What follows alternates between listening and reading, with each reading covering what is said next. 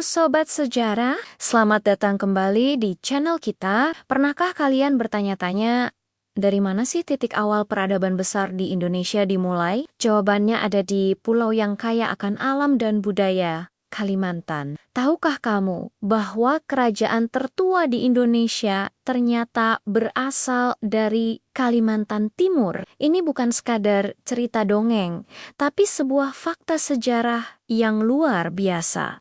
Inilah kisah tentang Kerajaan Kutai. Kerajaan pertama yang menandai dimulainya era sejarah dan awal peradaban Hindu-Buddha di Nusantara. Siapkan diri kalian, karena hari ini kita akan mengarungi waktu, menyusuri Sungai Mahakam, dan menjelajahi sejarah lengkap Kerajaan Kutai dari awal hingga akhir. Ayo kita mulai petualangan kita. Mari kita mulai dengan lokasi dan asal-usulnya. Jauh di pedalaman Kalimantan Timur, di tepian Sungai Mahakam yang legendaris.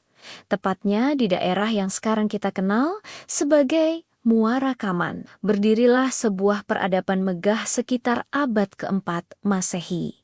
Inilah kerajaan Kutai Martadipura. Nama Kutai sendiri sebenarnya diambil dari nama daerah tempat ditemukannya bukti sejarah paling otentik dan tak terbantahkan, yaitu Prasasti Yupa. Yupa ini bukan sembarang batu. Ia adalah tugu batu bertuliskan huruf Palawa kuno dan menggunakan bahasa Sanskerta. Penemuan inilah yang menjadi penanda bahwa Indonesia telah memasuki zaman sejarah, meninggalkan masa prasejarah. Prasasti Yupa adalah jendela kita untuk mengintip kehidupan masyarakat Nusantara ribuan tahun yang lalu. Sebuah bukti peradaban maju yang sudah terjalin dengan dunia luar, khususnya India. Sebuah kerajaan tentu tak akan lengkap tanpa raja-raja yang memimpinnya. Siapa sajakah tokoh-tokoh hebat di balik kemegahan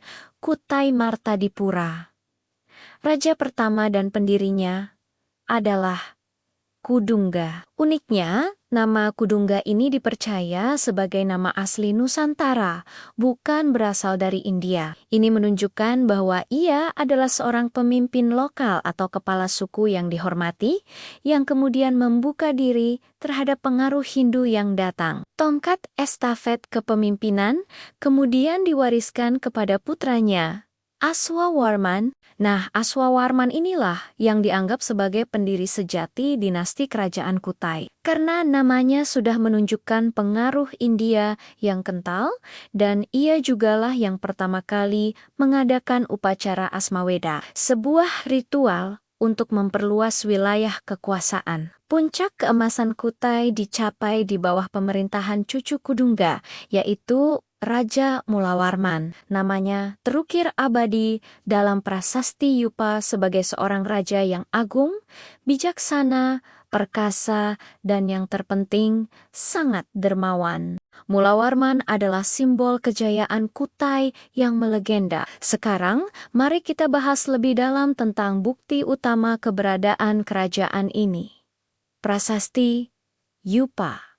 Hingga saat ini, ada 7 buah prasasti Yupa yang telah ditemukan di Muara Kaman Tugu-Tugu Batu.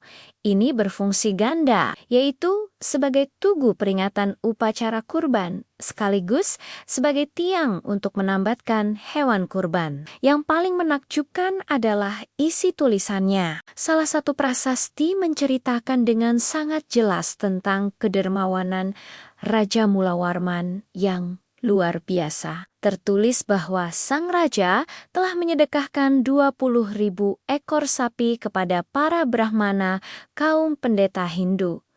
Bayangkan, 20.000 ekor sapi, jumlah yang fantastis pada zaman itu. Hal ini bukan hanya menunjukkan kekayaan dan kemakmuran kerajaan Kutai, tetapi juga menjadi bukti kuat bahwa pengaruh budaya India dan ajaran Hindu telah diterima dan berkembang pesat di kalangan elit kerajaan di jantung Kalimantan. Prasasti Yupa adalah surat dari masa lalu yang menceritakan betapa majunya peradaban kita. Seiring berjalannya waktu, panggung sejarah Kutai tidak hanya diisi oleh Kutai Martadipura. Sekitar abad ke-13 Masehi, muncul sebuah kerajaan baru yang letaknya tak jauh dari sana, tepatnya di muara sungai di daerah Kutai Lama.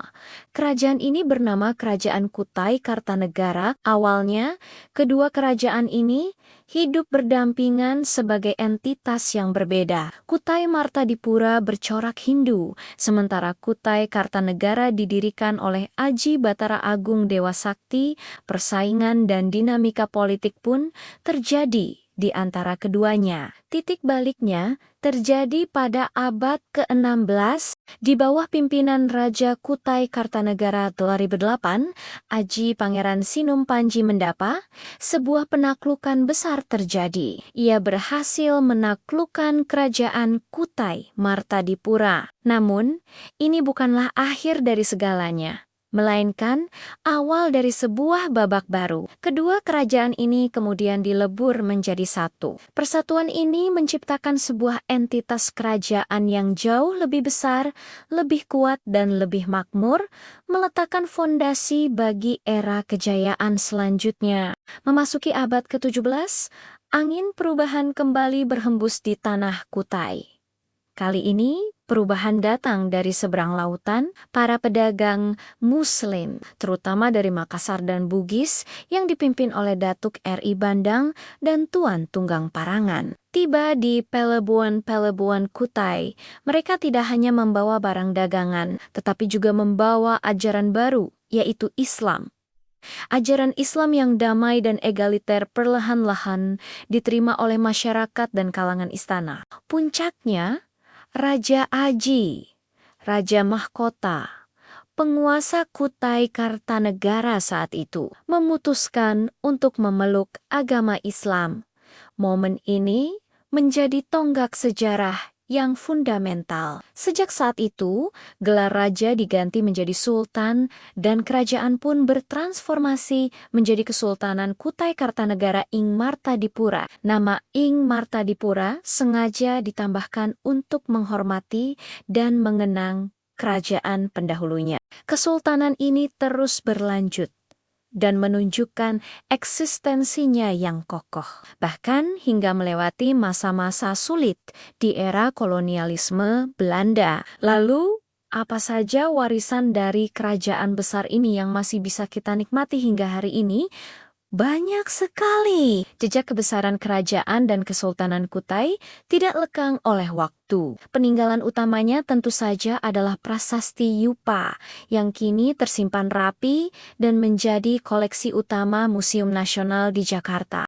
Namun, jika kalian berkunjung ke Tenggarong, ibu kota Kabupaten Kutai Kartanegara, kalian bisa mengunjungi Museum Mulawarman. Bangunan museum ini dulunya adalah Istana Kesultanan Kutai yang megah. Di dalamnya kalian bisa melihat berbagai artefak berharga seperti singgasana sultan, pakaian kebesaran, keris, dan benda-benda pusaka lainnya. Selain peninggalan fisik, warisan budaya yang paling hidup adalah Festival Erau. Festival ini dulunya adalah upacara penobatan raja, namun kini telah menjadi pesta rakyat akbar yang menampilkan kekayaan seni dan budaya Kutai, bahkan mengundang partisipasi dari berbagai negara. Warisan-warisan ini adalah bukti nyata bahwa peradaban Indonesia sudah maju dan agung sejak ribuan tahun yang lalu. Dari sebuah kerajaan Hindu tertua di Nusantara, melalui persatuan dua dinasti, hingga bertransformasi menjadi sebuah kesultanan Islam yang megah. Perjalanan sejarah Kutai Kartanegara adalah cerminan dari dinamika, keterbukaan, dan kekayaan peradaban bangsa kita. Kisah ini mengajarkan kita bahwa sejarah bukanlah sekadar cerita masa lalu, tetapi akar identitas yang membentuk kita hari ini. Semoga dengan memahami jejak langkah nenek moyang kita, kita semakin bangga menjadi bagian dari bangsa yang besar besar ini. Terima kasih banyak sudah menonton video ini sampai habis Sobat Sejarah. Jika kalian suka dengan konten seperti ini, jangan lupa tekan tombol like, tinggalkan komentar di bawah, dan yang terpenting, subscribe channel ini serta nyalakan loncengnya agar kamu nggak ketinggalan kisah-kisah sejarah Nusantara menakjubkan lainnya. Sampai jumpa di video berikutnya. Tetap cintai sejarah Indonesia.